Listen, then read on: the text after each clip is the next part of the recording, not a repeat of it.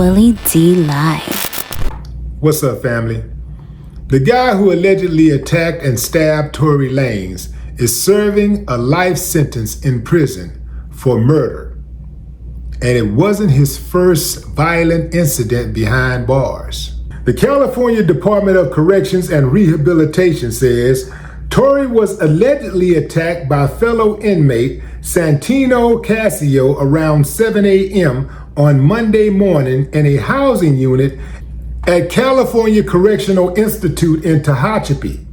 Reportedly, prison staff immediately responded, called 911, and started giving Tory medical aid before transporting him to a hospital for further treatment. Tory's camp says he was stabbed a total of 14 times and suffered collapsed lungs.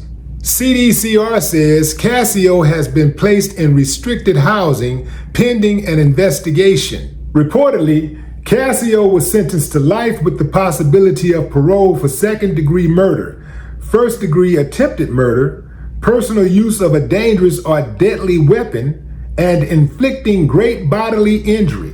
While incarcerated, CDCR says Casio was sentenced to 6 years for assaulting a prisoner with a deadly weapon or force likely to cause great bodily injury.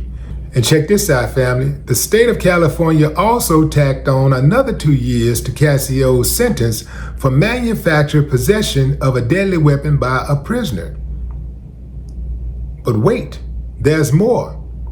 This guy allegedly is part of a gang, and he was instructed to stab up Tory. They better put him in a PC real fast. They better put him in PC really fast.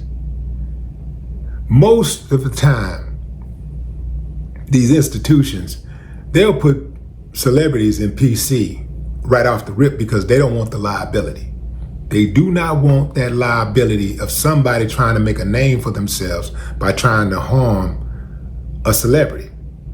Now, every now and then you get those guys who are celebrities who don't want to be in PC. I didn't want to be in PC. I told them, I signed a waiver. I don't want to be in PC.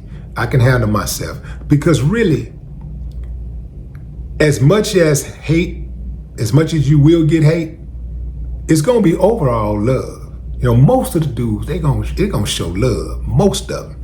It's just those insecure dudes, you know, the ones still trying to find their way, who ain't really about that life they say they are. They really crash dummies. It's just the crash dummies. You know, it's always gonna be a couple of crash dummies. You just gotta know how to maneuver in those shark-infested waters. You just gotta know how to deal with those crash dummies, you know? And you can tell the crash dummy from a mile away. Usually they lead with their mouth. Yeah, they do a lot of talking. They do a lot of talking, the crash dummies. Yeah, you know. Or you can read their minds when they're plotting. They just be sitting around, you know, always looking like they up to something. Yeah. But Tory absolutely needs to be put in protective custody. In fact, this guy allegedly is connected.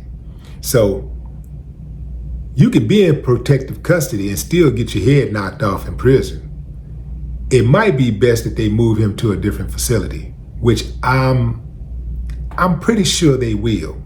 They either gonna move him or the other guy. They probably need to move him because if this guy is part of a larger collective, then just moving him to another prison facility is not going to solve the problem.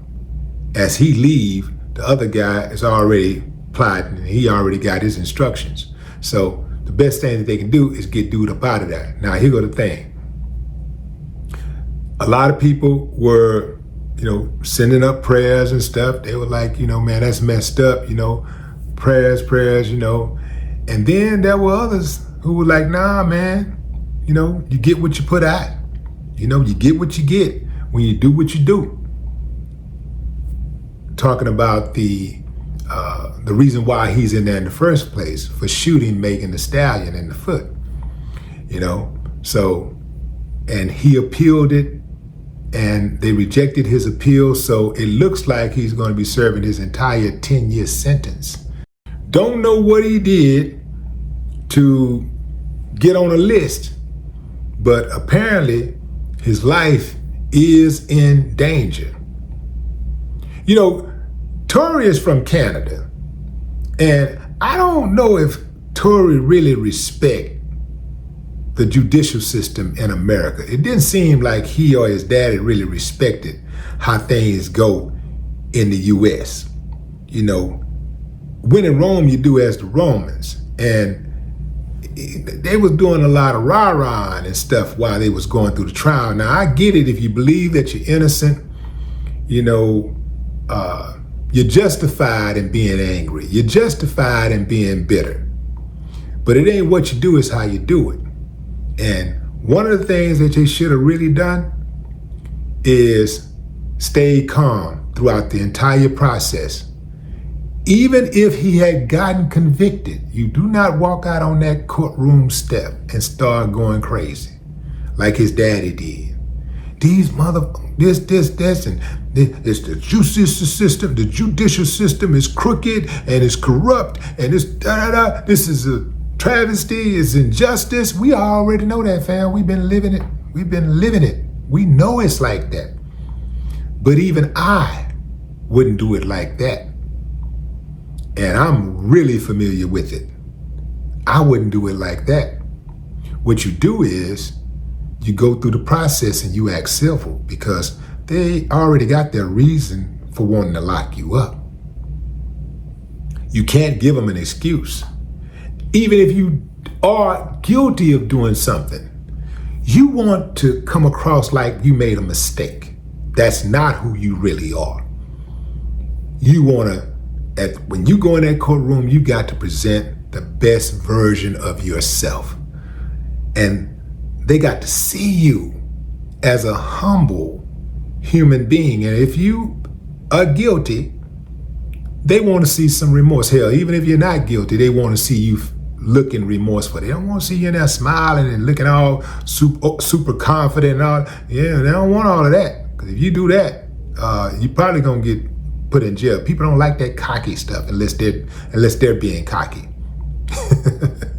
So when you go in that courtroom in America, you got to put the best version of yourself on trial, because the worst version of yourself is on trial. So you got to put the best version of yourself in front of the people so that they can see that.